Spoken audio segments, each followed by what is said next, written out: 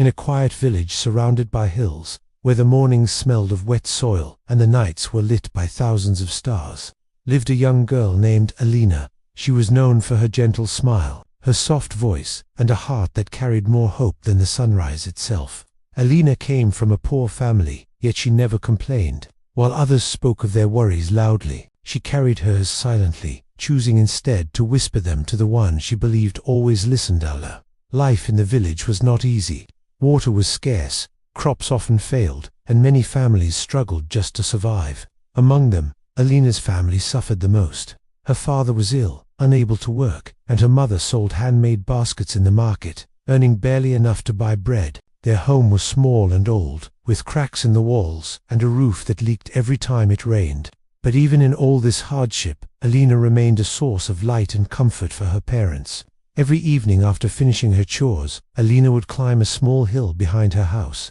She would sit under the old fig tree, her favorite spot, where the breeze carried the scent of wildflowers. There, she prayed not for riches, not for luxury, but for strength, peace, and a better life for her family. She prayed with a sincerity that touched the sky, and with a faith that never shook, even when everything around her seemed to crumble. One night, the village was hit by a terrible storm. The wind roared like a wild beast, and the rain fell with such force that even the strongest houses trembled. Alina's home shook violently. Water poured through the roof. Their small lantern flickered and died. Her mother tried to hold the roof in place, while her father coughed helplessly. Fear spread through the room like cold air. Alina felt her heart racing, her hands shaking. But instead of crying, she closed her eyes. Kneeling on the wet floor, she whispered a prayer so soft that only Allah could hear it. "O Allah, you are the one who hears every cry, who sees every tear. Help my family. Don't let this storm take everything from us. Give us courage, give us mercy. I trust you more than I fear the storm." Her words were simple, but they were filled with belief that the one she prayed to would never abandon her. Moments later, something unexpected happened. The storm, still raging outside, suddenly softened. The wind slowed, the rain eased, and the howling in the darkness faded. Her mother looked around in disbelief, and her father whispered, "It is as if the storm listened to her." The next morning, when the villagers stepped outside, many homes were damaged. Trees had fallen, fences were broken, and fields were flooded. But Alina's house stood safe, with only a few broken tiles. Neighbors came, surprised, asking how their fragile home had survived. Alina simply smiled and said, "Allah protected us." But this was only the beginning.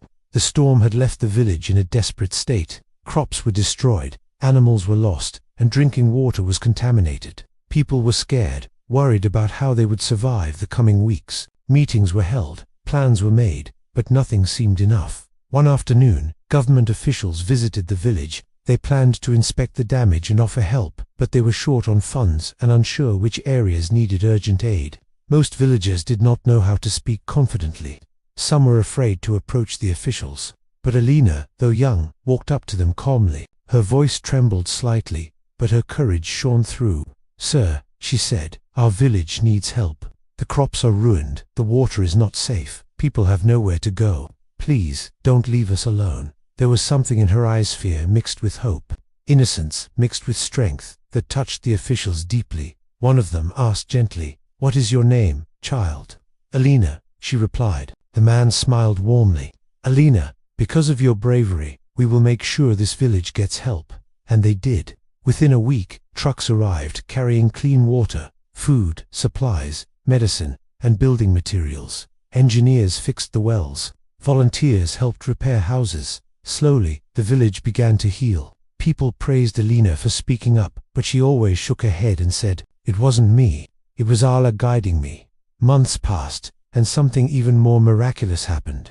The barren soil that had once refused to grow anything suddenly began to flourish. Plants sprouted faster, trees grew greener, and flowers returned in bright colors. The villagers could hardly believe it. It was as though the land itself had been blessed. One evening, as the sun set in shades of gold and pink, Alina's father called her outside. His voice, once weak, now sounded stronger. He took her hand and said, "You saved us. Your prayer changed everything." Alina looked up at him with tears shining in her eyes. "No, Baba," she whispered. "Allah changed everything. I just asked That night, as she stood again on the hill under the old fig tree, the stars seemed to shine brighter than ever. She closed her eyes and whispered another prayer, not for herself or her family this time, but for every person in the world who felt hopeless. O Allah, whoever is struggling, give them light. Whoever is crying, give them comfort. Whoever thinks they are alone, remind them of your love. Her words floated into the night sky, carried by the wind, like a soft melody. The villagers often said later that the turning point for their home was not the arrival of aid, nor the return of fertile soil. It was the prayer of a girl whose heart was pure enough to move miracles. They believed that when Alina prayed, the heavens listened. Years later, Alina grew into a wise young woman, respected by everyone. The village prospered, families thrived, and children played freely under newly built homes. And whenever anyone faced difficulty, they would say, "Go speak to Alina. Her prayers carry blessings." But Alina always smiled gently and answered the same words, "Blessings do not come from me. They come from Allah. I only speak, but He is the one who answers." And every night, she still climbed the hill, still prayed under the stars, still believed that no matter how dark the world became, one sincere prayer could change everything.